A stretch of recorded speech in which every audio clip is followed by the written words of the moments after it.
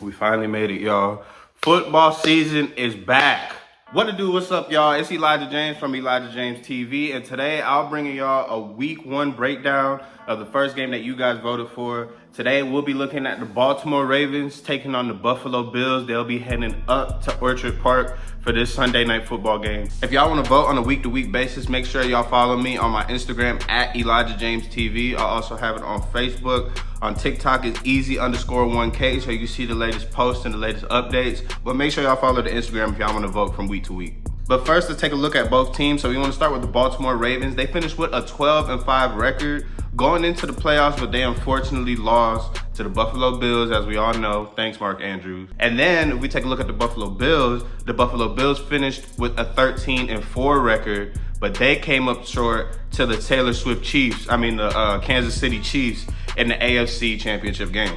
As I said before, y'all, please make sure y'all subscribe to the channel. Please leave a like, leave a comment. Please share this thing. We just hit 200 followers on Instagram. I appreciate all y'all. Let's get this thing to 500 by Thanksgiving. I think we can do it. This page is growing, and I'm really appreciative of y'all. So let's go ahead and get started in this breakdown, but y'all better make sure that y'all follow or I'm coming for you. What? Bro, what are you talking about, man? So before we get into Sunday's matchup, let's obviously talk about the divisional game that happened last season. The Ravens came up short against the Buffalo Bills with a score of 25-27. So there's two different games that we could look at from last season to get a gauge on Sunday night's game. So they first played in week 4 in Baltimore, and then obviously that AFC divisional game where they played in Orchard Park in Buffalo. So there's two ways that I'm looking at this game. There's obviously going off of the tape from those two games from last season. And then there's also the view of what the expectations are for both teams heading into this season. So heading into this season, both teams are Super Bowl contenders. They're both favorites to get to the Super Bowl. Josh Allen is coming off of an MVP season where he balled out. Lamar Jackson arguably could have been the MVP where he also balled out. You got both strong teams on both sides. They both retooled this offseason. They're getting ready to go into this new regular season. They're both favorites to come out of both of their divisions. Like, there's no question. So there's a lot of expectations riding on both of these teams. I think they'll live up to them obviously to a certain degree, but I think they'll live up to them. They're obviously two of the top teams, not just in the AFC, but in all of football. So to start this breakdown, let's look at the Baltimore Ravens side. We know about the Baltimore Ravens. They got two-time MVP Lamar Jackson. They got big-ass Derrick Henry in the backfield, carrying 5 people all the way to the end zone. They got Zay Flowers. They got Mark Andrews. They got Isaiah Likely. They got Rashad Bateman. They just retooled their defense. Now they got Jair Alexander. They got Raekwon Smith. They got a stout D-line. So on and so forth. But we know who the Baltimore Ravens are, what they bring, and the expectations that they're always going to bring on game day. So how I was talking about the two different views of how to look at this upcoming game, I want to start looking at the tape from the last 2 games of last season. On the Baltimore Ravens side, if you watch that game, and this is just my personal opinion, there was a clear talent disparity between the two. The Ravens looked way better than the Buffalo Bills. But if we just keeping it a buck, it was them turnovers. It was that Lamar interception. It was that Lamar fumble that cost them 7 points. Obviously, I keep bringing it up, Mark Andrews, because I only keep bringing up Mark Andrews, y'all. If y'all actually watch the full game on YouTube, they have the full game up on the NFL channel. If you watch the full game, Mark Andrews really fucked up that game, y'all. Let's keep it real. He really messed up that game. He had 2 crucial drops before we even get to the one in the fourth quarter.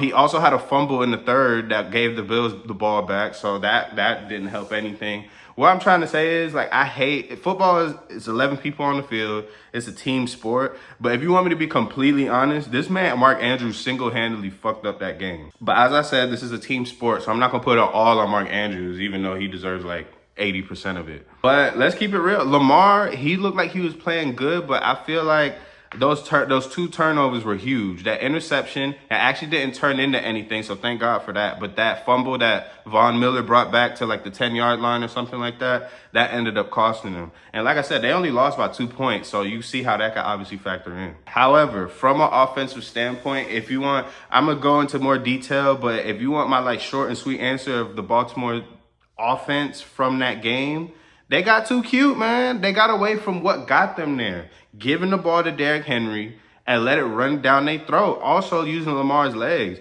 I feel like they were trying to get too cute. And Todd Monken, the offensive coordinator for the Ravens, he's known to do this. He did this the year before last when they played the Chiefs. He got too cute.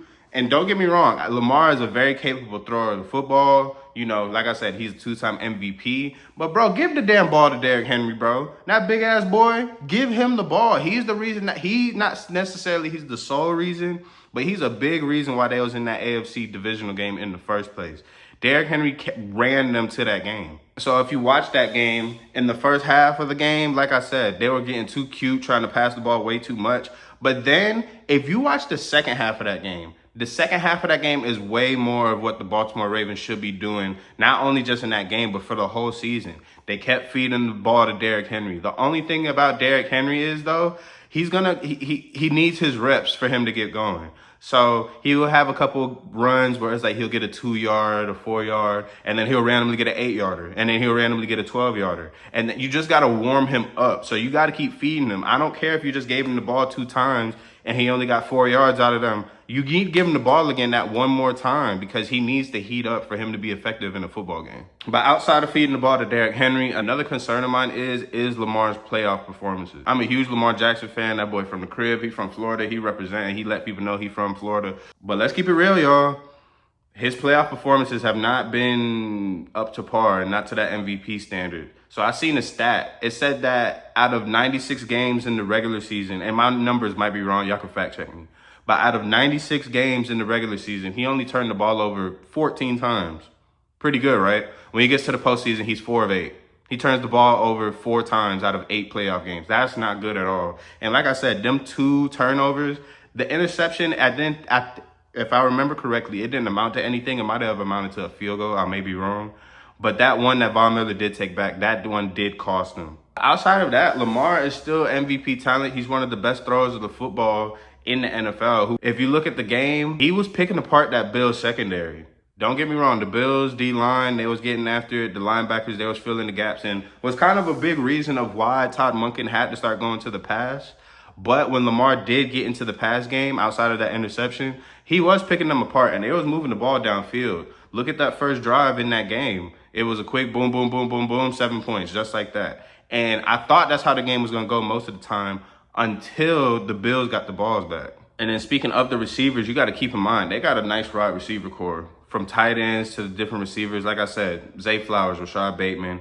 The people don't forget, they do got DeAndre Hopkins. People keep forgetting, like he's like a forgotten name for whatever reason.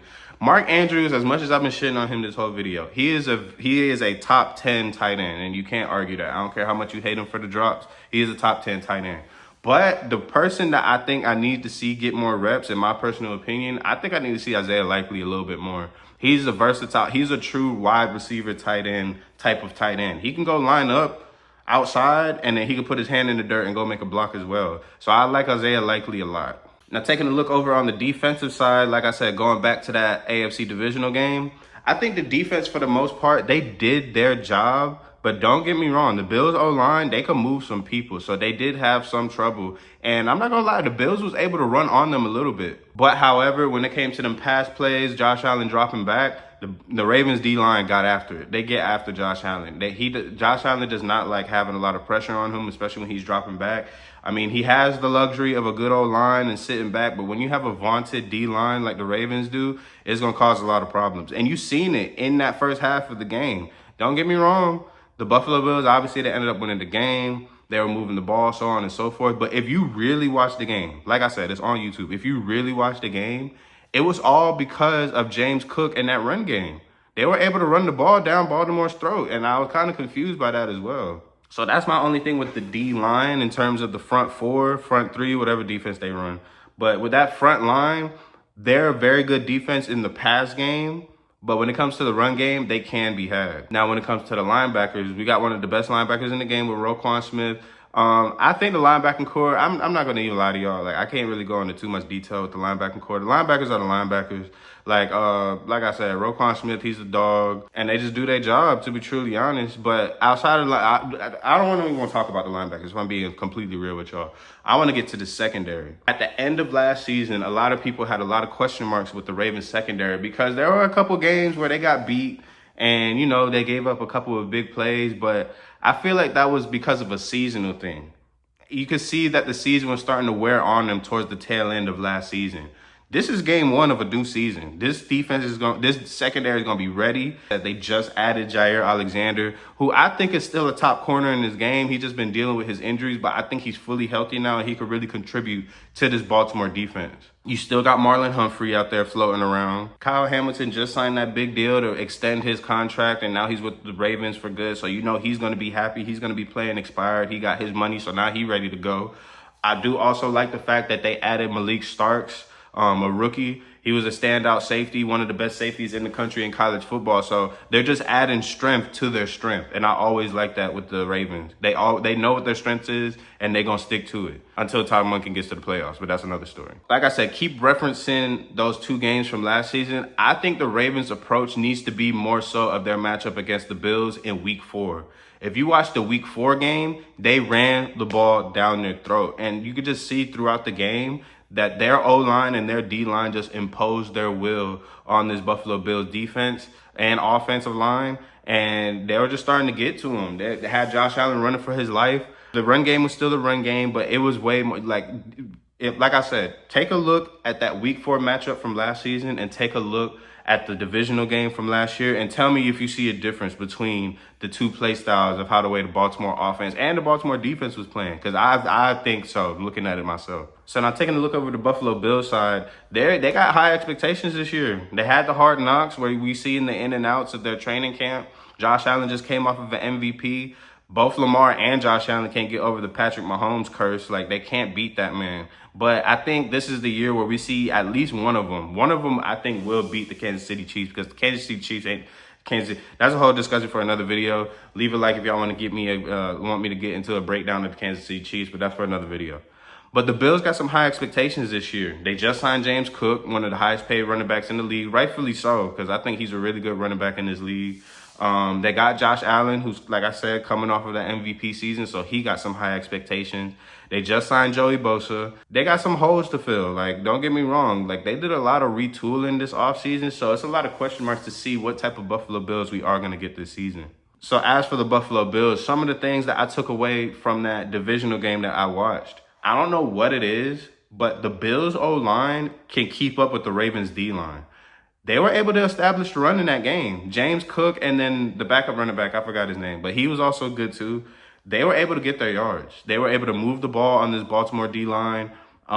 They were able to get a push when they absolutely needed it. And they were able to create enough time for Josh Allen to pick and choose his throws. Like, he made a couple of great throws to Khalil Shakur. He made some throws to Keon Coleman. So that Bills O-line is kind of slept on. Another thing with the Bills offense, in that divisional game, anytime they were in the red zone, they were 100% effective.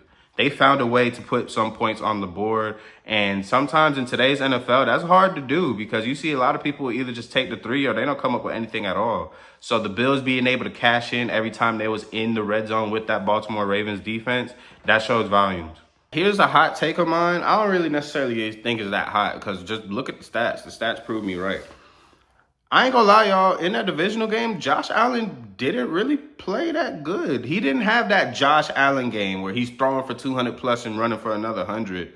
I think he only had 120 yards passing and he did some running, but he didn't have that Josh Allen game. Like, in my personal opinion, I think that Bills game was really a team effort and them getting that win. Like I said, they relied heavily on James Cook running the ball and putting them in the situation so Josh Allen can go ahead and score the ball or get a touchdown pass. Whatever the case may be, I'm trying to say is that wasn't a Josh Allen game, in my personal opinion, in that divisional game. And there's absolutely nothing wrong with that. Do what you need to do to win the game, as you should.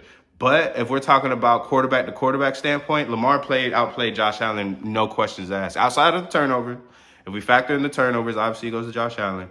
But from a QB standpoint, throwing the ball, Lamar was making the better throws and Josh Allen. But like I said, I can't really say that. Let me backtrack. If the run game is working, keep feeding the ball to your running back. James Cook was eating on the Ravens defense. My only thing about the Buffalo Bills, though, is that, like I said, they lost a lot of pieces on offense and defense. They don't have Mac Hollins anymore, who made a couple key catches in their regular season. So they had Mac Hollins. Now he's gone. And can we be honest, y'all? Do the Bills really have a wide receiver one? Do they really have a wide receiver one? Like, we got Shakur. We know Shakur is a great slot. He's a great slot wide receiver. They got Keon Coleman, who's going into his second year, who they look to be that number one. I just don't think he necessarily took that leap. And then at the tight end positions, they got Kincaid and they got Dawson Knox as well. But out of those guys that I named, who's the number one receiver, y'all? Like, genuinely asking. Hey, so really quick. So I recorded this video on Tuesday. Today is now Wednesday. I wanted to give an update. So the Bills actually do have a quote unquote number one receiver. They just got Gabe Davis back. I still kind of don't like that though, because the whole purpose of him and players like Stephon Diggs leaving is because they feel like they didn't need Josh Allen. Gabe Davis went to the Jags, had Trevor Lawrence, didn't do jack shit. Now he's back on the Bills, so I guess they have a number one, but I don't think David is the same player, so we just gonna see what happens. But let's get back to the video. You don't necessarily have to have a number one receiver to win a game as long as everybody does their job. But I think having a definitive number one puts the pressure on the defense to be like, okay, we need to watch that guy to make sure he doesn't beat us. And I feel like the Bills just don't have that. So I kind of think that makes things a little bit easier for the Bills. I think that makes things a lot easier for the Ravens defense in terms of game planning. As I said, offensively, they were able to respond well to the Ravens defense against the run. But when it came to the pass, though, and this is where the analysis kind of starts. When it came to the pass, it seemed like Josh Allen was in a panic. Outside of like a couple of plays where he had time in the pocket, or if it's a quick short pass, a little out route, a little dig, something like that, or a drag, something like that. Josh Allen was pressured, and when he's pressured, he does not like that. We seen what happened to Josh Allen in the AFC Championship game on that last play where the Chiefs just sent an all-out blitz on him. He looked like he was flustered. He didn't look like he knew what to do. There were a couple of times in the AFC divisional game against the Ravens and then in that Week 4 matchup against the Ravens where when the Ravens put some pressure on him, Josh Allen got to scrambling. Don't get me wrong. Josh Allen is one of the best in the league at scrambling and making positives out of negative plays and things like that. But sometimes he digs himself in a hole when he starts scrambling like that and not staying in the pocket. So the O-line, the Bills O-line, they're great in the run game, but there are a little bit of question marks when it comes to the passing game. As for the defense, I think the Bills' main claim to fame with their defense is that D-line. They got Ed Oliver. They just signed Joey Bosa. They got I forgot what his first name, but they got Rousseau. They got some dogs on that D-line, and that's why I think they were able to, generate some pressure against the Ravens. That's why they was able to stop the Ravens' run game. They was able to hold up big-ass Derrick Henry for a little bit of time. He started getting loose in the second half, but in that first half where he really gets going and he really makes his mark, that D-line and those linebackers, they was able to plug up holes and stop Derrick Henry from getting loose. So I think that's their biggest strength. That's going to be the main thing that's going to help them win this game against this Ravens offense. However, though, them DBs, I ain't gonna lie. I ain't gonna say they're not trash. I don't think they're ass. Don't get me wrong. But they a little shaky. I'm not gonna lie. A lot of pieces also left. I know everybody loves Damar Hamlin. God bless him. I'm glad what he's doing. But let's be real, bro. Damar Hamlin is not.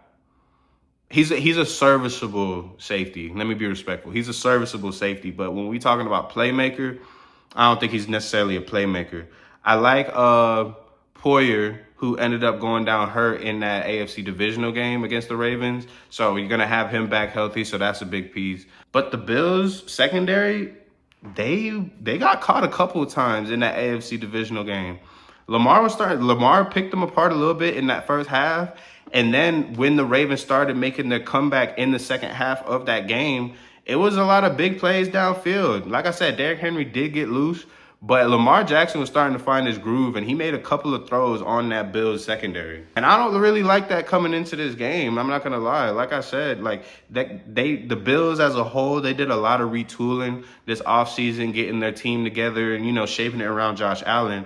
But a lot of people left. A lot of people re-signed to different teams, so on and so forth. Long story short, what I'm trying to get at, there's a lot of question marks of what the Buffalo Bills will look like this upcoming season, both offensively and defensively. So that's how I'm looking at the game based off of the two games from last year. Now, if I'm looking at it from a fresh new lens, it's 2025, we're getting into a new season. Like I said, both are Super Bowl favorites to come out of the AFC. But I don't think it's even close in terms of talent-wise. Outside of the quarterbacks, Josh Allen and Lamar is close, but I don't think it's close talent-wise for the rest of the team. I mean, if you can't tell by the sound of my voice and how the way I've been explaining that, I got the Ravens winning this game, but let me tell you why first. So in my personal opinion, I feel like the Baltimore Ravens is one of those teams that start off really strong in the first half of the regular season. Like, they want to put their stamp down and let them know that we are the Baltimore Ravens and we're here. Like, we're here to contend for a championship. As for the Buffalo Bills, it's like 50-50. Sometimes they start off fast, they start off good, and then other times they start off a little slow. And as I said before, this Bills team has kind of been retooled. Like, it's a lot of new different pieces. You know, they're going to be figuring some stuff out. As in for the Ravens team, this is the same exact Ravens team from last year. You just added DeAndre Hopkins and you added Jair Alexander. Outside of that, it's the same exact Ravens team. If you want me to put my money on whether I'm going to take a team that I know for a fact is going to be good because they have the same roster versus question marks around the Buffalo Bills, I know they got the MVP in Josh Allen. I know they got James Cook. They got Shakur. There's a lot of question marks with the Bills for me to necessarily pick them. And another thing that I've been seeing doing my research, it sounds like the Bills have been dealing with a lot of like lingering and nagging injuries throughout training camp. And that's going to be rolling into this game. So we're going to see a little bit closer to the game day, like what the status report, the injury report is. But I just been hearing reports that the Bills have been dealing with a lot of lingering injuries. And another thing that I do want to say about that AFC divisional game, do people not realize that it was freezing there? They had people shoveling in the stadium for free before the game. If you ever played in a frozen game, it's cold as hell. It kind of hurts to hit. It's hard to hold on to the ball. Like, I don't want to necessarily give Lamar Jackson any like kind of like, you know, cop out or anything like that, because those were two really bad turnovers, the interception and the fumble. But I don't think that's happening if it's around this time. First thing in September, Sunday Night Football is not negative 20 degrees outside. So I think this is the time where we see the Ravens, you know, establish them as a Super Bowl contending team. As I said, they usually start the season out pretty fast. And one thing I also do give credit to the Ravens, they always play a tough matchup for the most part. I'm only speaking on this year and last year. Don't forget, they were a toenail away from winning that game against the Kansas City Chiefs, but Isaiah Likely's foot is too damn big. But they played, that's top competition off rip, and they were right there. They were matching up with the Chiefs well. For a second, and correct me if I'm wrong, let me know in the comments, it looked like the Chiefs was gonna lose that game until Patrick Mahomes did Patrick Mahomes thing. But yeah, so I think they're gonna have that mentality coming into this game on Sunday. Like I said, it's Sunday Night Football. It's gonna be nighttime. It's not gonna be freezing out there. They're gonna, you know, be able to establish the run. It's not gonna be a slippery ball. And then they just have a revenge narrative. Obviously, you don't think they're gonna be walking back into Orchard Park and be like, this is the place where we ruined our Super Bowl chances. You don't think they're gonna have that chip on their shoulder? The Bills, obviously, they're gonna be ramped up. They're gonna be excited for the new season. But I think the Ravens will be playing it for a more different reason than the Bills do. The Bills is going to be like, all right, y'all, let's get to the Super Bowl. Nah, the Bills going to be thinking big picture about what they want for the season. The Ravens going to come into that game and be like, we need to beat them. We need to show y'all that we are better than this team. And if it wasn't for Mark Andrews selling the goddamn game and costing me money, that's why I'm a little salty, y'all. But if it wasn't for Mark Andrews dropping that ball, they would have won that game. All in all, as I said it in the middle of the video, but if you want my prediction, I think the Ravens are going to win this game. It will be a close one. I ain't going to say close. It will be a competitive game. Like I said, Josh Allen is still that guy. He's going to do what he needs to do. But I think Lamar, Derrick Henry, that passing game and the defense is going to show up. And, you know, it's going to give Josh Allen a little bit of issues. And like I said, I think Lamar's going to pick the secondary apart. And he's going to have one of those games where it's like, okay, yeah, he's still one of the best players in the league. So for a final score prediction, I think I got it Baltimore winning with a score of 30-24. Really close game. It's going to come down to the fourth quarter. But I think a field goal or two or a late touchdown is going to put Ravens over the top. And they close this thing out. But that's it, y'all. Thank y'all for watching this breakdown. I'm really excited for the season, y'all. You have no idea how depressing this past off season was We're trying to watch these different sports until football comes back. Like, I grew up loving the NBA. I used to think basketball was way more entertaining than football. But from a viewer standpoint, there's nothing like the NFL, bro. NFL is king. That's why they run the shit. That's why it's the most sold sport, so on and so forth. People don't understand, but after this past offseason, bro, I get it because, god damn, this shit was rough. But make sure you guys follow me on Instagram. Like I said, at Elijah James TV. I'll be putting up a weekly poll on Tuesdays, because Monday Night Football, obviously. But on Tuesdays, I'll be putting up a weekly poll of what game you guys want me to break down. For this week, it was no question. I put like the Ravens, Bills, and I put the Lions versus the Packers, the Bucks versus everybody and their mama picked the Ravens. So it was kind of like no, and I ain't gonna lie. I kind of wanted to pick this game anyway. But golly, y'all need to make it a little bit more competitive so I have a little decision to make, or give me some more interesting game. One thing that y'all did last season, man. Can y'all please pick some different teams? I don't want to break down the Ravens 50 times. I don't want to break down the Bills 50 times. Please pick some other teams when I put those polls up. But to take part in those polls, please make sure that you follow me on Instagram at Elijah James TV. That's also the same on Facebook. If you want to follow me on TikTok, that's easy_1K. Thank y'all for the support, man. Like I said, we just hit 200 followers on Instagram. We trying to grow this YouTube channel. We trying to grow the TikTok. Things of that sort. So if you guys, like I said, please make sure you like, comment, subscribe, follow your boy. Please leave comments. It'll help with the algorithm. And yeah, man, I'm excited for this NFL season. Leave any comments of any type of game you want me to break down, or just any thoughts or your opinion. If you think I'm a dumbass and I don't know what I'm talking about, let me know in the comments. I'll argue back with you. I ain't got shit to do. I'll argue back with y'all. So please let me know. But that's gonna do it for our week 1 breakdown for the first game of the NFL season. Thank you guys. I'm gonna catch you guys next week for week 2. Make sure y'all go on that Instagram to vote, and I'll see y'all next time. All right, peace.